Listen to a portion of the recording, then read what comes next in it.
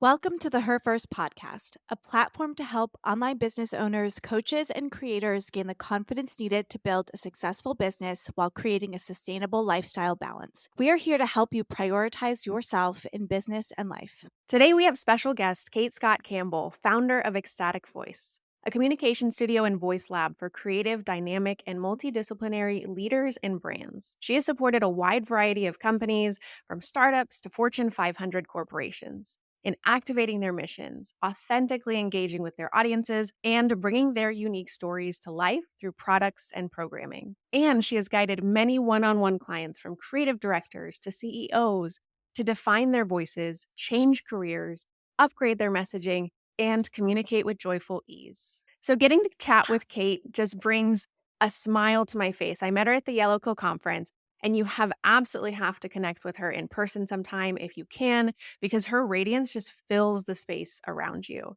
So welcome, Cate. Thank you so much for being here. And where I want to start is, in your own words, let's just go over a brief introduction to the work that you do with Ecstatic Voice. Thank you so much, Michelle, and thank you, Joanna. It is such a genuine joy to be here. I love this conversation that both of you are leading and really excited to jump in with both of you today.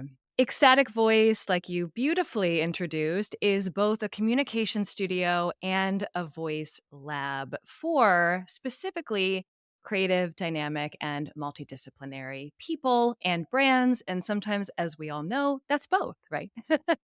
And I choose those words specifically because a number of years ago, my phone started ringing. And I always say that I was called into the work of Ecstatic Voice because I literally started getting phone calls from my creative and dynamic and multidisciplinary friends. Creative in terms of creating something new, right? Working maybe in a really clearly creative field, or maybe not, creating a product for the first time or a process for the first time. Dynamic because someone is maybe moving in a bold direction that they haven't moved in before. Switching industries, switching categories, switching genres, and multidisciplinary because maybe there's a lot going on. Maybe you're doing all kinds of different things. And I happen to identify as all three of those. And so I spend a lot of time with people who do as well. So I started getting calls with questions like, Cate, how do I describe who I am and what I do without sounding like I'm describing 10 different people? Or how do I make my words match this big, exciting vision that I have in my head? Or how do I articulate the value of what I bring when maybe that value is not so straightforward? Or what do I do with that part of my path? How do I talk about that? And that could be a gap or a thing that just doesn't make sense in some way. And so I started answering the calls and realized that the kinds of challenges of communication, of talking about your work that come with doing things differently, that come with creating something new, or that come with having all kinds of different interests are unique. And so, really, the work of Ecstatic Voice is twofold. It's first connecting your dots, articulating what you do and who you are and what you're all about for yourself first, so that then you can connect those dots for other people. Understanding your logic so that you can share that in a way that's going to carry you forward to wherever you're being called to go next. That's amazing. And I think in the way business and relationships and earning money and all of those things work today, who you are and how you present yourself are so utterly important. One thing I think that happened that's really interesting is when TikTok happened. TikTok happened, became an app, and at first it was just silly dance videos and jokes and memes. And then people started using TikTok to really communicate. And then TikTok did this thing where it changed the way we have to communicate. And now things like the way we look, the way we present ourselves, the way we speak, being able to connect those dots for people quickly is so important because a lot of times you have 3 seconds, right? You have 3 seconds to make an impression on someone, whether that's through a landing page, a piece of marketing material. The first 3 seconds of you speaking in a video are so important.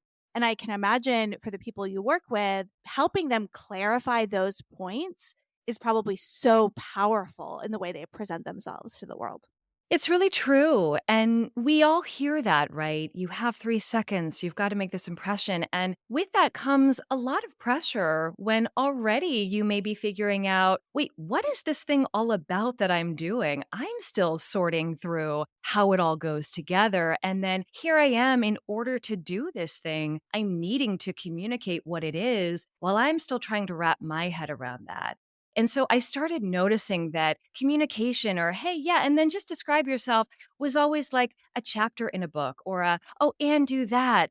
When really to me, these things go hand in hand, doing something differently, stepping into your fullness and being able to communicate that in a way that doesn't box you in, but acts as a bridge for you and everyone that you're in conversation with. That is the work that we do here. And it's so important for our online brands and our content creators to get a really good impression of exactly the things that we're going to talk about today. So, understanding our own voices, understanding how we show up, understanding how we're communicating with our audiences, and the narrative that we're spinning in the online space. I think it's really, really important for a lot of our listeners to better understand that piece of themselves and how they're being presented to the world on a larger scale. Communication is really such an important part of our entire lives. It's really at the heart of how we operate in our relationships with our colleagues, with family, with friends, and even with ourselves, which is, I think, something that we miss a lot of times. We communicate with ourselves more than we communicate with anyone else. And it's really powerful how we communicate with ourselves will then exude from there into our communication with others. So, when we were prepping for this interview, you shared with me that communication is the way you navigate through change, which I really love and I thought was really beautiful because we're all evolving, we're all changing. And a lot of what you support your clients with is that navigation of a pivot or entering a new career or heading into a new brand, a new business, and what that looks like, and how you can better clarify that so that you are received with that impression that you're trying to make in some way, shape, or form. So, that shift and that pivot, which is such a big part of our lives, and how we communicate that with ourselves and how we narrate that to ourselves, I think is also really important. The perception of negative, positive, the influence of what it means for you and how you're identifying and representing yourself is such a crucial part of how we show up in the world and how we interact with others on a larger scale. So, for someone listening that might be kind of questioning the power of communication and might not realize it for themselves or haven't thought about it before, can you share with us what is so important about voice and why is it critical for a brand, a business owner, or an online creator to really invest in establishing the clarity that that can bring? Often people ask me, Kate, are you a communication person? Are you a career person? Are you a voice person? And I always say yes, because those communication and your career, whether you are a small business owner, whether you are working as a full time creator, whether you have a very unique recipe that no one else has of your work, whether you identify as you or you and everyone who works with you, communication is really the dot connector. I always think of it as a bridge. And I was mentioning to Joanna earlier that I am someone who happened to grow up on bridges. I literally grew up crossing a bridge at least once a day as a kid in the San Francisco Bay Area. I didn't realize at the time how much that experience of actually crossing large scale physical connectors would impact my work now. But it genuinely has, because I work with people, with brands. No one I work with is not going through change or living in change of some kind. If you are working in a multidisciplinary, multifaceted way, you know that you're continually in change. If you have a business that you're growing, you are continually in change. If you have been doing something for a really long time, working in the corporate space in a 9 to 5, and now you want to do your own thing, or vice versa, you are about to make a bold change. And in all of these scenarios, you are also being asked to lead a conversation that is truly yours to lead. I think about voice as the unique and dynamic, meaning it's only yours and it's always evolving, just like you are, conversation that you have with everyone around you. Communication in that way is self advocacy. It is how you say, hey, this is who I am, this is where I'm headed, And let me connect those dots for you. And Michelle, like you just said, it's also how you say, let me connect those dots for myself. Because often I see that when there's a struggle to say, I don't know how to describe this, or I'm not sure how to make this make sense for other people, there's often a question inside of, wait, does this even make sense? How do I make this make sense for myself? And we know that words are so powerful and our voice is so powerful. Our speaking voice is the thing that carries all of the thoughts we have inside out into the world so that others can hear them.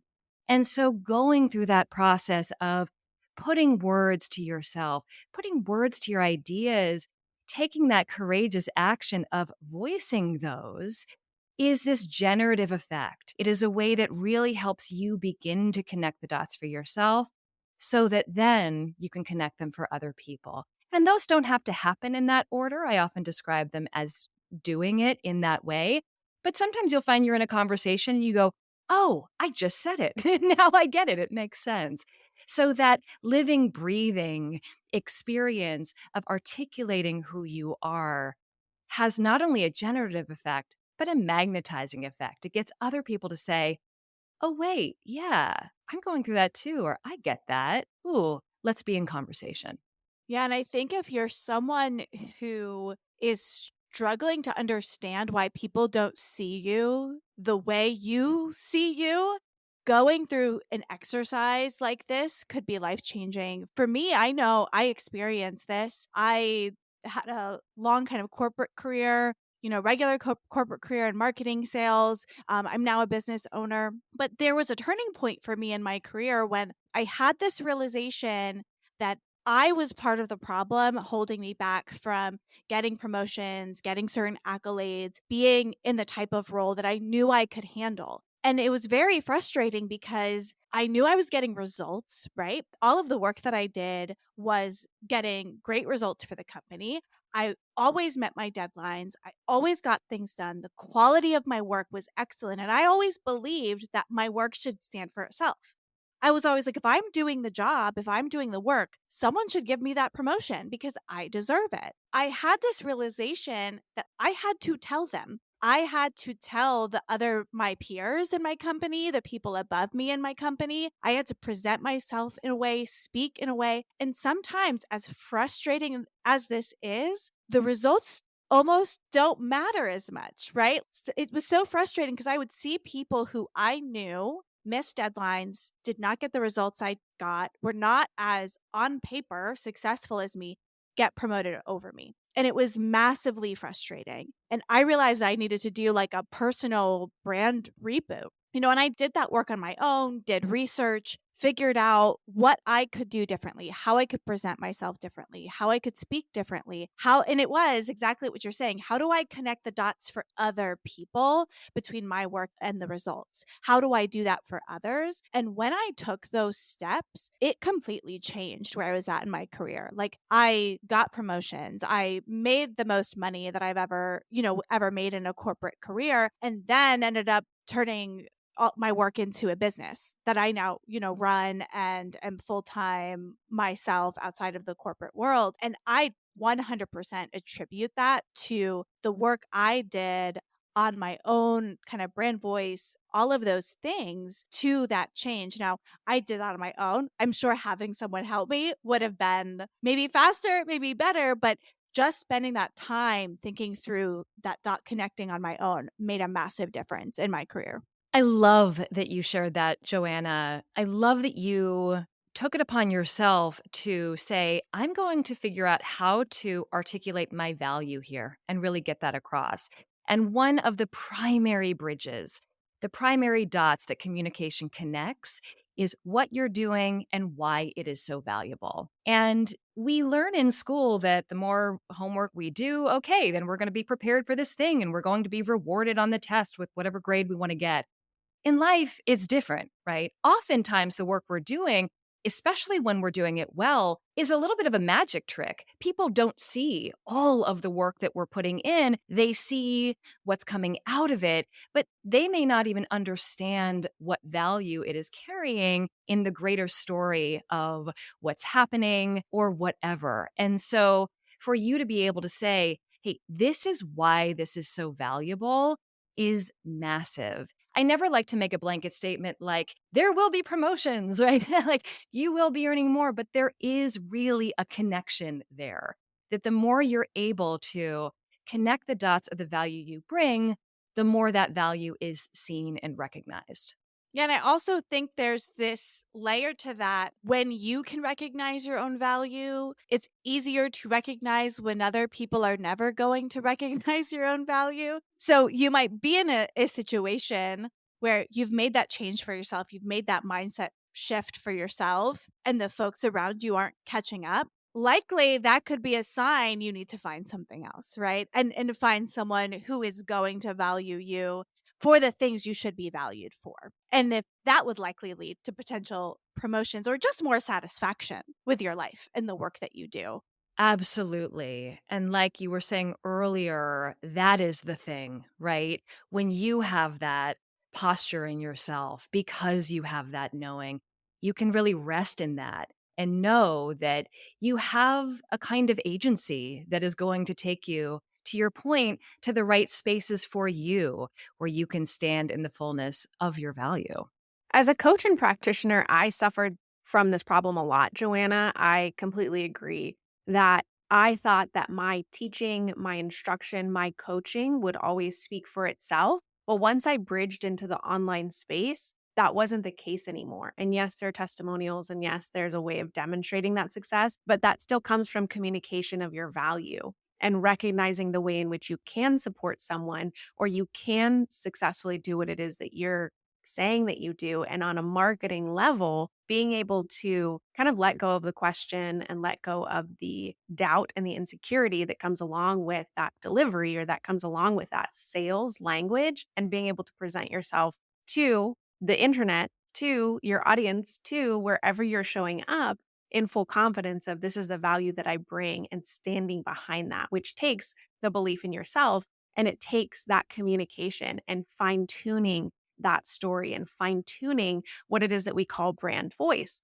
So I want to get really clear on this concept of brand voice because it does bring about a lot of things. And I love that you say multidisciplinary, Kate, because I feel like, especially as entrepreneurs, especially as business owners, especially as creatives, and sometimes visionaries, we often feel like we're bringing a lot of pieces of ourselves, right? A lot of different aspects of ourselves in which we've been successful in the past or different experiences, different work that we've done. And the thing that I've heard a lot is, oh, I'm such a multi passionate person. I can't be clear in what I do, or I have all of these things to offer. How can I pick just one thing? So I would really love to hear from you. How and in what way can we authentically create that brand voice? And what does it mean for us as online business owners, coaches, and creators to establish?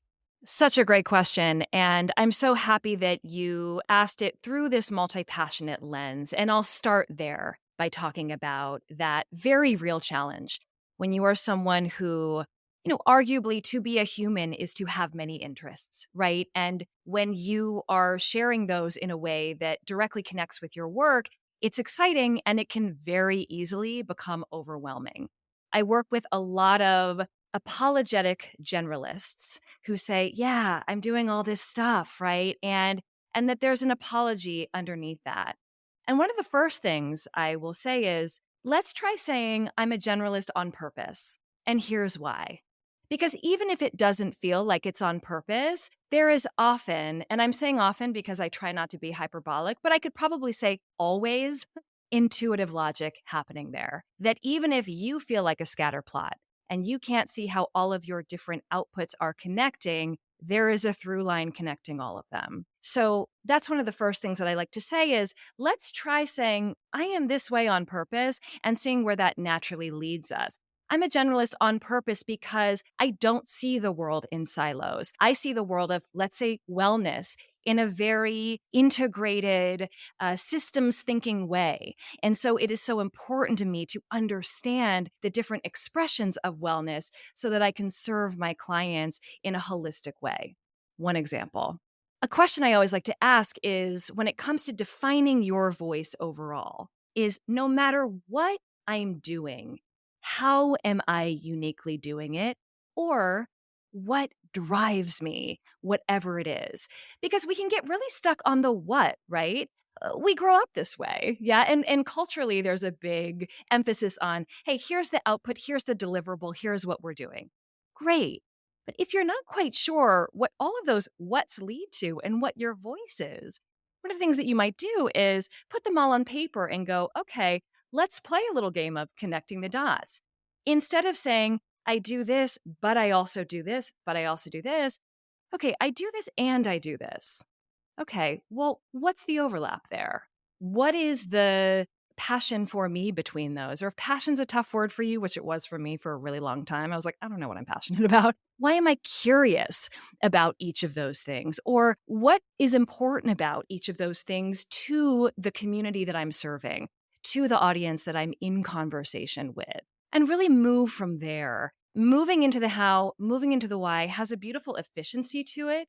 So, to define brand voice, most simply, it truly is your unique conversation you're having with everyone in your community. It's your point of view. It is what lights you up. It's your hot takes. It's all of those you isms, right? So before you worry about all the different outputs of that, which you can go in so many directions, right? Email, captions, all of the things. What are the through lines? What are the big themes?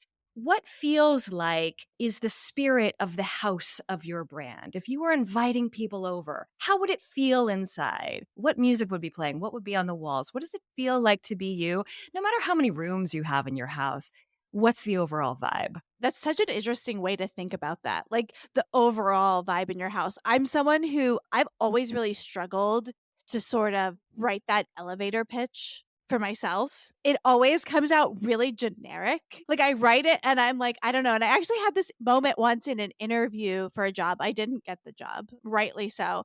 And the interviewer like read back my little I haven't made a resume in so long. Like what do you put at the top of the resume? Like the little Your executive description. summary? Yeah, yeah, thank you. They like read it back to me, digging into questions related to why I chose what I put there.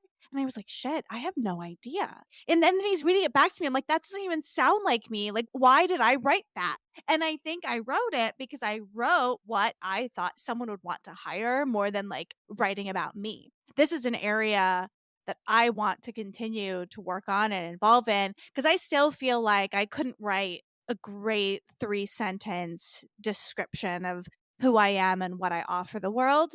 But actually, doing this podcast every week, talking and telling stories and thinking about a lot of these concepts have helped me identify the things that are uniquely me. Themes that get me going, that make me passionate. I feel like by the end of the year, after we've done even more of these episodes, I could probably write a good statement like that from spending time exploring those things with amazing guests, with Michelle, with people for the world to hear, really kind of exploring myself and what makes me tick and what I'm best at. Yes, Joanna. One of my favorite parts of developing voice, and when I say developing, I could also say revealing voice, right? Of really seeing what your voice is. I would say voice is not a process of building or constructing. It's really a process of curiously finding out things that are kind of right in front of you. But one of my favorite things about that is that you get to kind of go on this scavenger hunt of yourself. You get to be this, like, I'm going to make up a new word I've never used before, this self-thropologist, anthropologist of I who you like are. that. It's a little bit of a tongue twister. But you get to go, oh, right. Who is in there? Because to your point, it's so easy for something like an elevator pitch, which ultimately, let's look at that. We want an elevator pitch to connect us to whoever we're talking with, to grow that relationship in some way, buy in, investment, getting hired, whatever, right? And so for those of us who are naturally creative, we can read a room. It's far easier for us to go, okay, what do I think you want? And to miss out on the, okay, and who am I in there, right? To miss out on allowing ourselves to be as much in the conversation as possible. And so often when I'm first working with an individual or a brand, we always start by going really looking at who is in there. And I always say to everyone I work with, if it feels self indulgent, that's okay. It needs to be just for a moment, right? So that then you can go, oh, right. I get that at some point I may have to do 3 sentences and there's a little bit of a structure there. Great. And I can make it my own. It's not going to be yet another thing that is boxing me in. Because if you are in the work of change, if you are being multifaceted and allowing yourself to be, that is something that is often hard fought. It takes incredible courage. And then it is so easy to go, wait, I spent all this time really trying to do this thing that I know is mine to do. And here I am needing to fit into some other box of an elevator pitch. We really want these communication tools to be just that, to be supportive tools for you that you're not going to have to shape yourself to.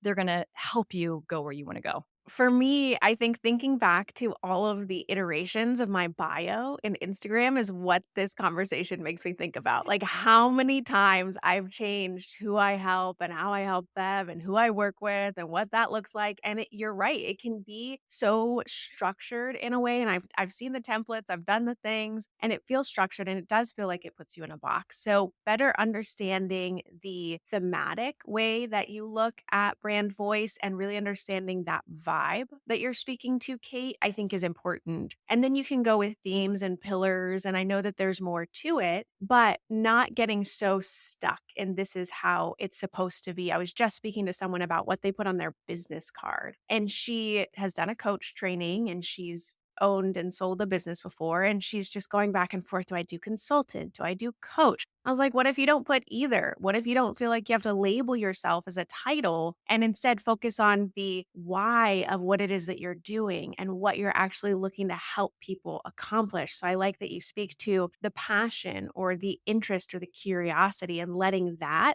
be the instigator for how you present yourself to the world. Because I think it's really important that we better understand that motivation. We better understand that why. And you say that when we are connecting the dots, it's about how we are communicating that value, which is really critical for our personal brand. It's really critical for us in work, like Joanna's talking about, and really important for our businesses on a larger scale of how we show up in front of people in that way. As we move forward, I would love to hear your personal experience with expression and sort of why you got into this work in the first place, why you have been drawn to brand voice and communicating the value of not just what you do, but what others do as well.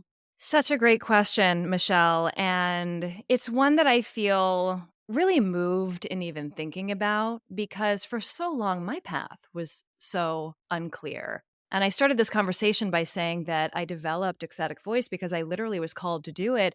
That's because friends were seeing in me what I couldn't yet see in myself. My background in communication goes all the way back to day one. I was born with a hearing impairment from the womb, was clinging onto words, trying to hear people as clearly as I could. I was also a kid with a speech impediment, which may or may not have been connected to the impairment. And so I was really working hard to be understood at a really young age. I was also highly expressive. I was the kid who literally had to stay after lunch because I was being too loud at lunch, which is like the place where you're supposed to be loud as a kid, right?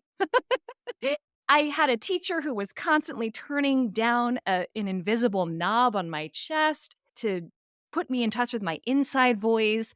So this goes really deep. I also, fun fact, am related to Abraham Lincoln, who is quite possibly one of the most famous communicators of all time.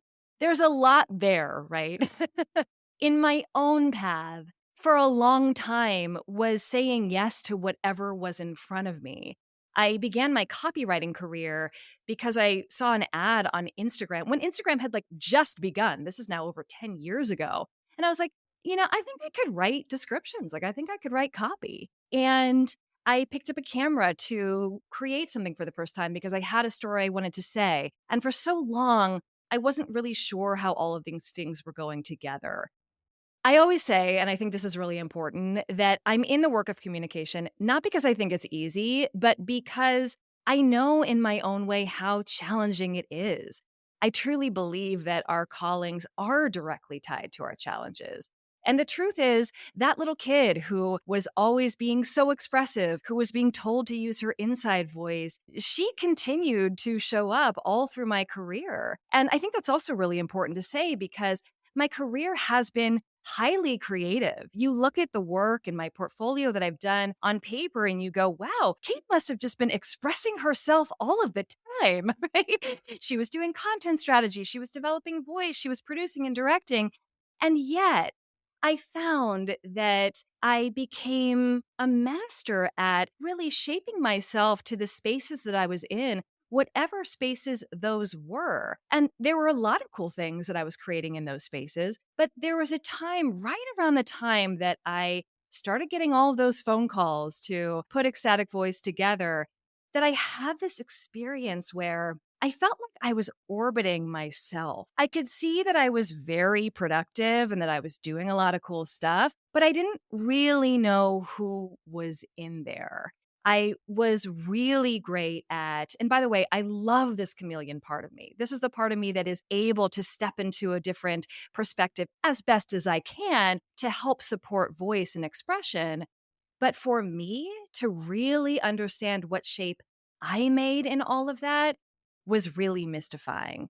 And so I took a step back and said, okay, if I'm really going to be in this work of supporting others and expressing themselves, what does that mean to me? What shape do I make? How do I uniquely do whatever I'm doing, even if it's 10 different things? And so it really has been a lifelong and still continues to be a journey of self awareness and of really allowing myself the curiosity for myself as much as my curiosity extends in all other directions. Thank you for sharing that. I think that was really powerful. And for me, while you were talking, I had like a light bulb moment. So you were talking about your teacher wanting to have a dial to turn down your voice. Yeah. And I heard a quote from someone somewhere, can't source it because I don't remember who it was, but it really stuck with me that said, the thing your teachers complain about you when you were in school, that's your superpower.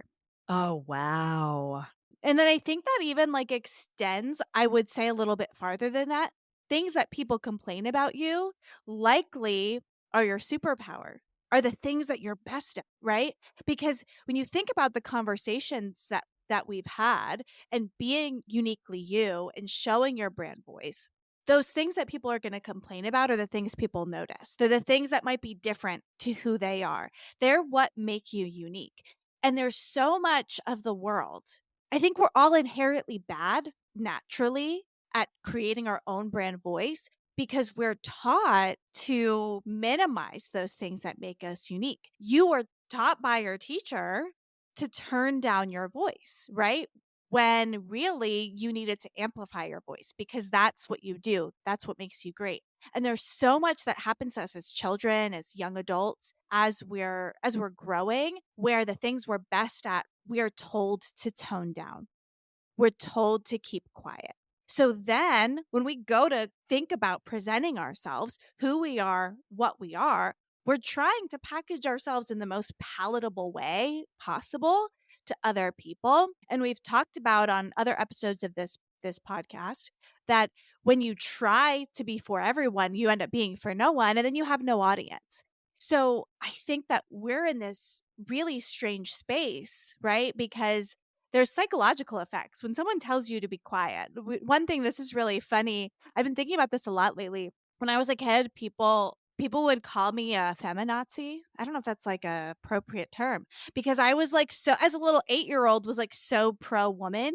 And that got toned down in me for a little while. Like there was a period of my life where I was less vocal about women's issues and things. I'm obviously not that anymore because I have a podcast talking about it every single week. But I think that those things that people criticize us for and we minimize are likely the things we should be bringing out in who we are. Absolutely, Joanna. I meet a lot of self described impossible cases.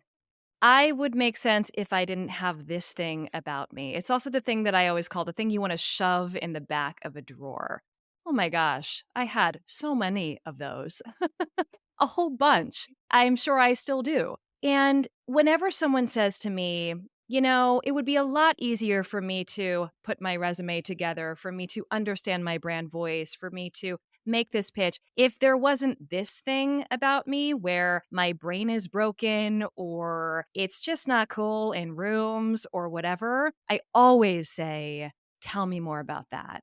Because 9 times out of 10, that is the thing, or one of the things at least, that is what makes you so not only uniquely you, but it is so valuable.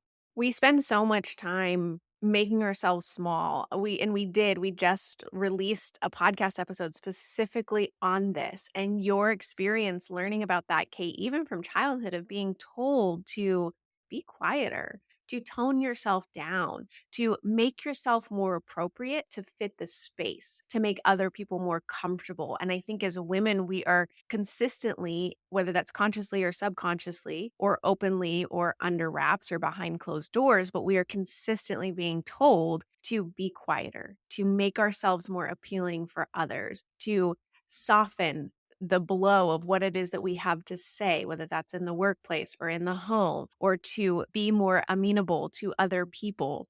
And so I think it is really important as a female identifying person, as a woman, to start to uncover, like you said, uncover and unveil those things about yourself that are truly unique to you that you can then present to the world and openly own. And it's not easy. If you're listening, I want you to not feel like, why can other people do this, but I can't?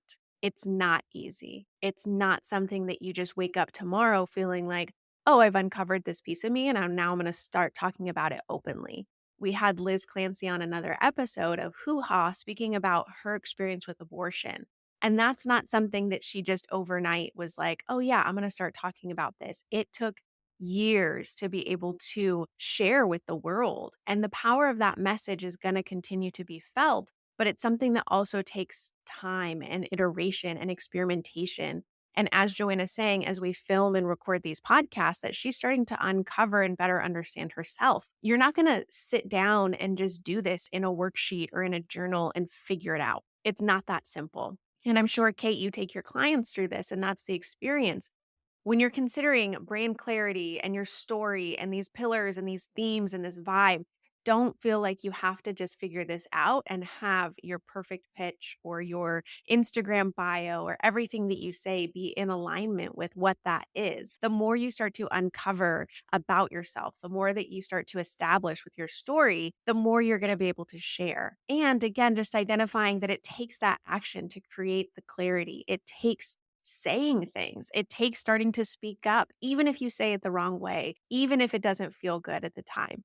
It's a matter of pushing yourself to do that, especially if you're creating that online brand presence. So, one of the things that we actually spoke a little bit to, Joanna and Kate, you mentioned kind of being a woman, being a female identified person, and the ways in which we're often told that we have to turn ourselves down in some way. We have to be muted. We have to be smaller. We have to be more controlled. We have to be less intense, less loud, whatever that looks like. And I'm sure if you're listening, you can relate to that in some way, being told that you need to change yourself in some way to meet other people's needs. Our podcast and the mission behind what it is that we're doing with Her First is really encouraging more women owned businesses, coaches, and creators to speak up, to put themselves first, to really prioritize their needs, their wants, their vision, their mission, and get that out into the world. So, Kate, I'd love to hear, what's your experience with being a woman in your industry? Are there any ways in which you've found your work specifically challenging as a female identifying person? Absolutely. When I had my podcast that I co hosted for 5 years, we got all kinds of criticism about our voices when we were doing that podcast. And in fact, there's this great anecdote that I heard on another podcast episode that one of the hosts of the podcast, 99% Invisible, literally created an auto reply for all of the emails criticizing the female identified hosts of that podcast. And what she found is that the male voices were not criticized at all. Now, maybe that's not fully true, but people weren't writing emails about the male identified hosts. We know this as women. We know that women's voices get criticized, censored.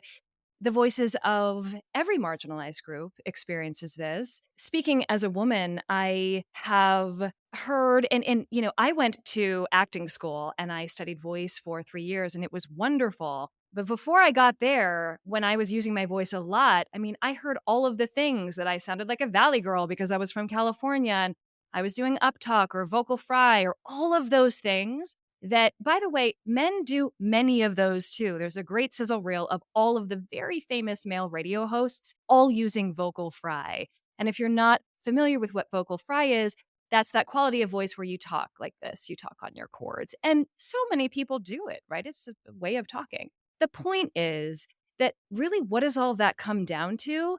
Well, in a lot of ways, it's a lot easier to criticize the quality of a woman's voice than to just tell her to stop talking, right? Or to say the fact that you're using your voice is powerful and, this is conscious or subconscious, right? And so I'm uncomfortable with that in some way. So it's easier for me to say, you know what, you're using too many fillers. Or, it would be great if you did this, this, or this, right? It is very easy to become our own censors of our voices for good reason, right? Because we have heard all of this criticism and because we know how powerful our voices are. Because in my own experience, I know how much I sweat every time I use my voice. And that to me is always an indication of, yeah, I'm doing something really courageous here. We know that based on everything we've been talking about, that voice is powerful. And so when I am working with someone specifically on speaking, because this is a great example of everything we're talking about, although this applies across the board for social captions and emails, etc., one of the first things I will say is, don't worry about how you sound. How does it feel? How does it feel? To really allow ourselves to go in, right? Because the process of voice is also a process of often moving from what is familiar to what is natural. It may feel familiar to us to not be able to use our voices in the size that we want.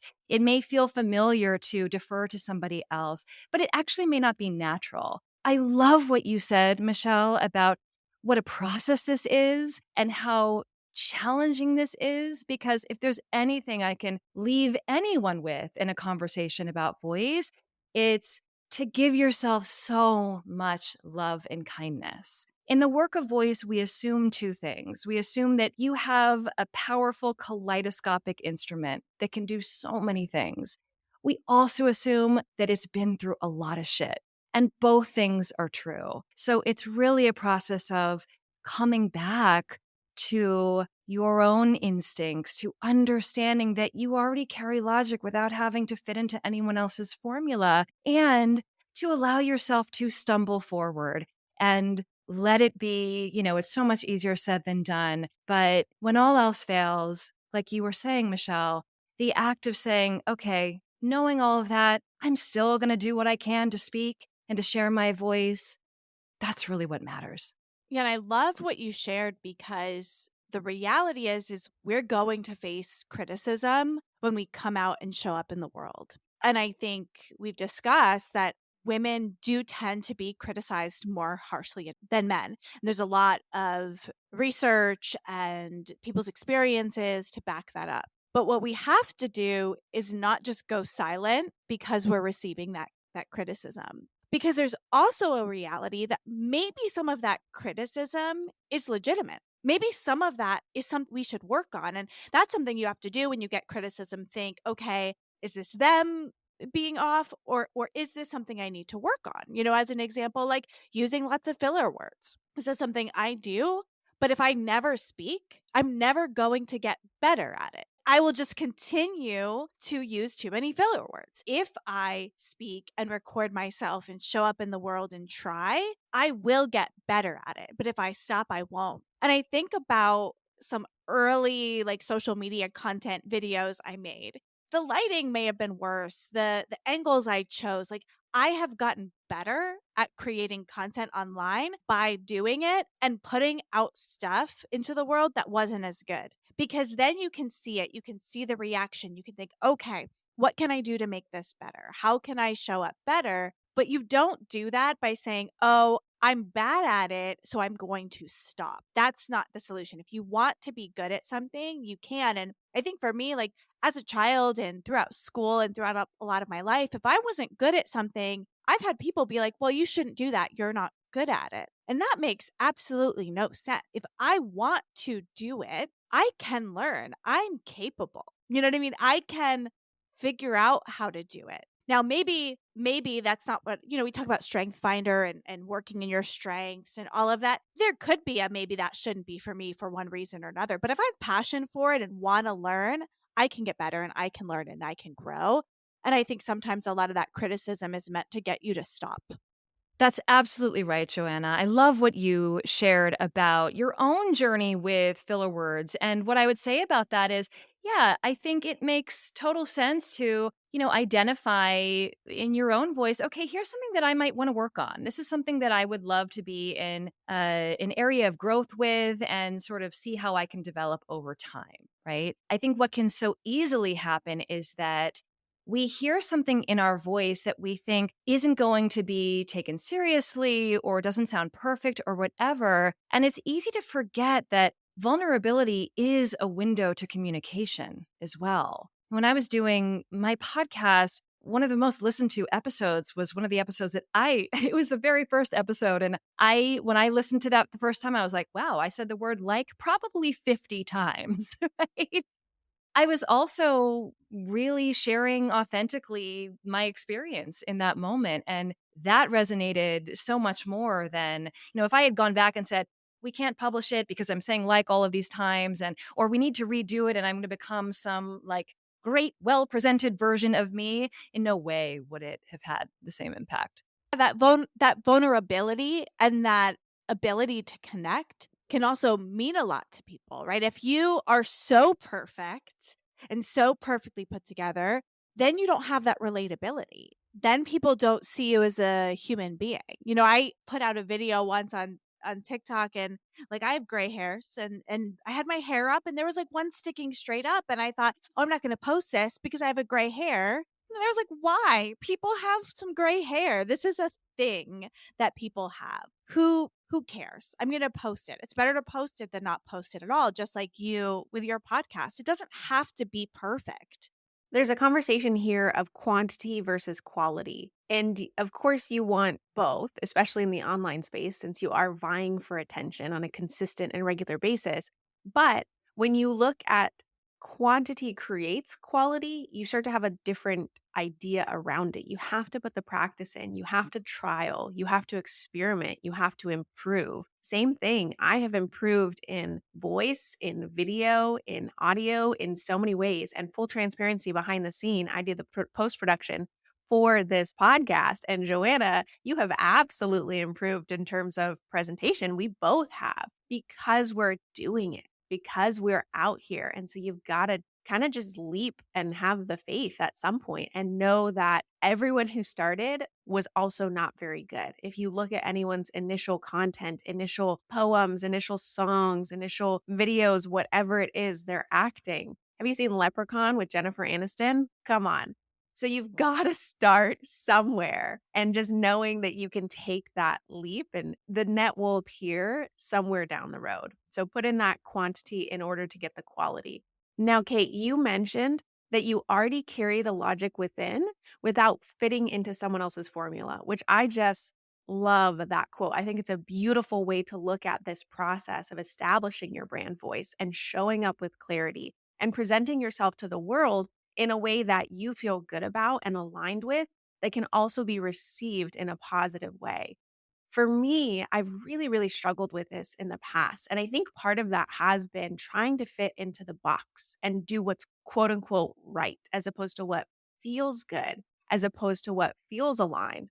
And I kind of struggle with the tapping into that emotion and tapping into the deep wisdom and understanding of myself when I'm trying to kind of meet what's expected of me. So there's a lot of advice in the online space specifically to copy this, follow this script, try this template, just use this hook, or in some way mimic what someone else's success has been in order to grow, in order to get the engagement, in order to convert.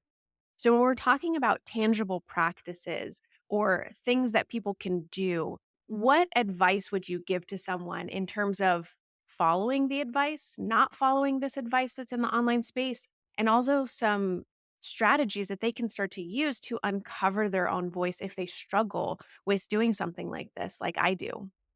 Such a great question, Michelle. And I want to start by noting what you just shared about allowing yourself to do, right? Allowing yourself to try and practice and share your voice however it currently is. One of the reasons I call Ecstatic Voice a voice lab and a communication studio, and I don't say like a voice, you know, mountaintop, is because we are continually, by we, I mean me, myself, and I, and everyone I work with, in a process of experimentation, right? Of saying, all right, I want to give this thing a try. And then I'm going to be able to, take some feedback, both internally. Maybe I'm going to ask for some feedback with some trusted friends or people who I feel comfortable with, right? And then decide what I want to do from there. So my overall response is I don't think that there's anything wrong with trying a template, trying something out, seeing how it feels on you, especially when you're sort of figuring out, okay, I think I do would benefit from a little more structure here. And so let me try some stuff. I think where the challenge lies is that so often it's feeling like, ooh, if I don't try this thing, I'm not going to get a number of opens on my email or whatever. And then you very quickly go away, right? Where are you in there? And so one of the things that I will recommend if somebody comes to me and I can tell that they're in this kind of advice paralysis because they're taking in so much different input is sometimes I would suggest going on a little advice fast, right? Maybe let's not look to the accounts that feel like they're doing it already. Let's not look at them for a while. Right? Let's put those templates aside. Let's put those tips and tricks aside, right? Just to go, okay, you know what? I don't have to take any advice for a moment. And even being in that space, okay, where does that lead me? Right. And then, all right, so say I have this email and 15 people have told me that I should do this A B test or whatever on it, right? All right, well, what is this email really about? What is the me who really feels so excited to share this thing that I want to share? And who is it for? Who am I talking to? And I think something that can happen when we're getting a lot of advice is all of a sudden our quote unquote audience becomes this like mysterious mass of people that we're like, oh, okay, I've got to appeal to everybody. Instead of thinking about, all right, who really needs to hear what I want to share? And sometimes that's a younger me that needs to hear what I want to share. And then allowing yourself uninhibited to write a love letter to her in your own hand, to record a voice memo so that it's just you talking. You know that no one's going to listen to it unless you want to share it, right? But to be in the process of talking out loud, you could delete that voice memo. You don't even have to listen to yourself, but to allow yourself to have an open channel to what you really want to say outside of the structure, outside of the form. And then maybe taking a little time after that, you might go back and maybe you've written this, scrawled this love letter to who you want to receive this email. You go back and say, all right, are there any, like, if I were looking at this as something I was reading, what do I notice is coming through? Like, oh my gosh, I used the word horizon 5 times. Ooh, that's really interesting. Oh my gosh, that could be a cool name of this thing. All right. So I would say first, if you're really in that place of, I've got to do all the things. Yes, we don't live in some kind of pastoral bubble here. We want to have some structure. But first, we want to make sure that your heart is beating in the middle of all of that and that your voice is feeling like it gets to play. Another thing that I will often say is when you have written something like an email, read it out loud. See what it feels like when you're really talking about it. Does it feel like a conversation that you would have, that you want to have? And how does it feel in your own voice? And if something, some tip or trick isn't yours, you're going to feel it right away. You're going to go like, whoa, who is that? Right? Or maybe not right away, but as you practice more and more. In what I do every day, I spend a lot of time helping creators, subject matter experts turn their expertise into like sales pages and marketing copy. I help people create online courses. And in that process, you need lots of sales copy, lots of things. And there are certain structures and certain information that has to be there. But me and my team work on is how do you not take someone's personality out while putting it in that structure? And one of the things we do to help with that process is as we're working on something, we ask them for like stream of consciousness answers to questions. How does someone feel after they take your course? Don't write me a sales page. Tell me how someone feels after they take your course. And then you take those words and those tidbits and apply it to a formula that works, but then you're using that kind of language. And I think that really helped to not necessarily see when you're creating content, the just like stream of conscious, how does it feel? Voice memo, writing a love letter, like not thinking of it being content is going to get you that messaging, the words, the real thing you need. Then you can take that and apply that to a structure. And you take that and move it rather than right to the structure, right? That's like a different strategy. Absolutely, Joanna. I love that. And I was just putting a sales page together for a workshop that I'm sharing soon. And I was so resistant to doing my own sales page. And I was like, all right, Kate, well, what is that about? And it was really about what we're talking about here, that I didn't want to feel like I was moving into some kind of a formula and that I was losing the heart of what this workshop is all about. And so I thought to myself, okay, well, if I could host this workshop anywhere, like where would it be? What would it feel like? For me, that's always like a dusty rehearsal room, like with big windows surrounded by trees, you know? But really, the reason why, and when I'm working with somebody, I will ask very specific questions, all with the goal of opening up the sensory experience, opening up the embodied intelligence, because it is so easy to get so cerebral when the front part of our brain holds some intelligence, but not all of it, right? We hold so much more intelligence in our bodies and in our imagination and in our senses. And so I always want to start there. You know, the way that I see voice, the model of voice that I use is that you are the heartbeat. You are right at the center of that. And everything else, your actions, your words, your actual voice, that's all extensions, right? That is all you getting to share all that is inside of you. So, to your point, Joanna, yeah, templates without that substance are going to feel like that. But for you to really give yourself the gift of going deep, you're going to have so much material to use. And to close the loop on my own story, you know, when I put my sales page together, it ended up having all the important sections in it, but they really felt like they were mine, that I was getting to guide them. Finding that balance between the structure and the fluidity, that masculine and feminine approach. That's something I'm trying to integrate into my life, is really understanding that I tend to be logical, rational, very critical thinking, problem solving. And so, with that line of thought, I tend to be rigid and not as intimate, not as relatable, not having that human quality. And so the work that I'm doing is really to bring in that emotional, feminine, intuitive side of myself so that I can merge the two. Because I think that is so important to have both. You need to have the structure and you need to have some sort of process in which you approach this with. And then bringing up the fact of, are you going to do it yourself or are you going to have someone else do it? There's benefits to both. There's pros and cons to both situations. And as a business owner, you have to decide where it's important that you invest your time and where you spend that energy. And sometimes that's going to be a little bit of a trial and error. I know that in the past, I just wanted to hand things off. With someone like Joanna, an agency model, I kind of wanted to just put that on them and say, oh, you write all my copy, you put my pages together, that they would come back with things that weren't necessarily aligned to my unique brand voice and how I wanted to show up in the world. So there did need to be more work from myself to better understand,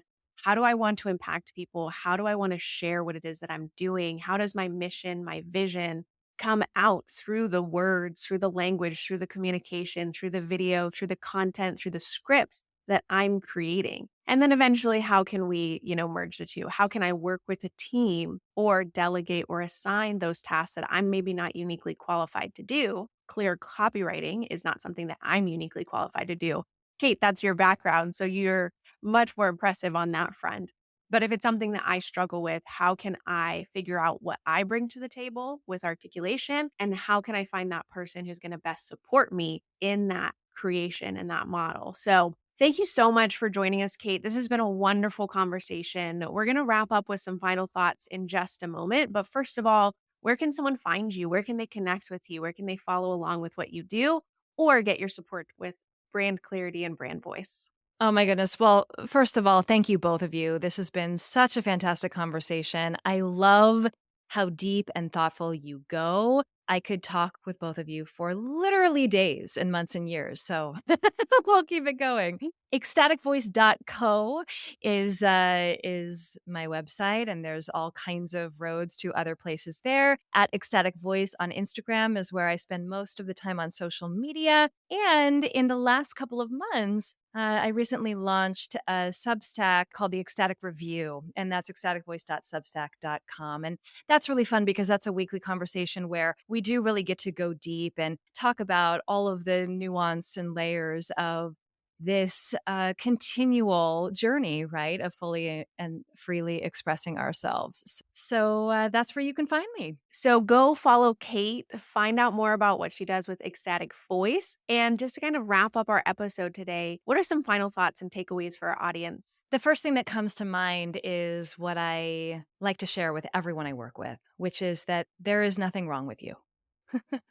Truly, there is no right in the work of voice. There's only what is true for you. And I really appreciate how both of you spoke to the ongoing walk that this is. And it is a beautiful walk that is generative, it is full of self awareness, it is full of connection. And really, when it feels like, should I be doing this? Should I be doing this? Should I be doing this?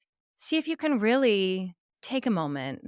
Find what feels like, even in all of the confusion, the next best step for me, and trust that that's going to continue to carry you forward. It's amazing and super powerful. And I really appreciate all of your insights today. I feel like I learned a lot and got some clarity for myself along the way. For me, the biggest thing that really stood out to me was just the concept of connecting the dots for yourself, right? And I think for our listeners listening, doing the work to connect the dots of the why for yourself, why you do what you do, why you love what you love to do, because I think that really is the start of this and is how you can really present yourself in the world. And I know sometimes that can feel super self indulgent to be thinking about yourself and all of those things. But I think it's really important work if you want to show up in the world in a powerful way. To close out today, one of the things that's coming to mind is that we're talking a lot about communication and oftentimes how that communication is received.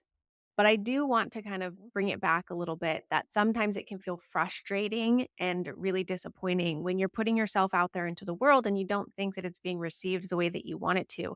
Does that mean you have to change? You have to pivot? You have to figure something else out so that people get you or they understand you? And that's not necessarily the case. There's actually a quote from Jay Shetty that he found when he was doing his work that as soon as he let go of being understood, he felt like he could then more openly and communicate in the way that was more in alignment and in integrity to who he was as a person. And that's kind of when things took off for him.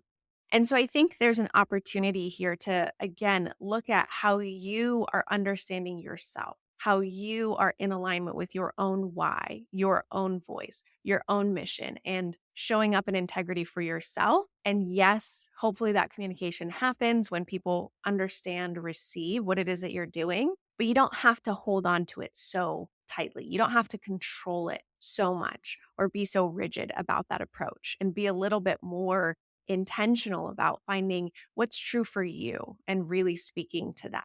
So thank you again so much, Cate, for joining us. If you enjoyed this episode, please subscribe, share it with a friend, and leave us a review. We would absolutely love to hear from you. Thank you so much for tuning in. Be sure to catch our next episode. And before you sign off, what is one thing that you can do today to prioritize you in business and life?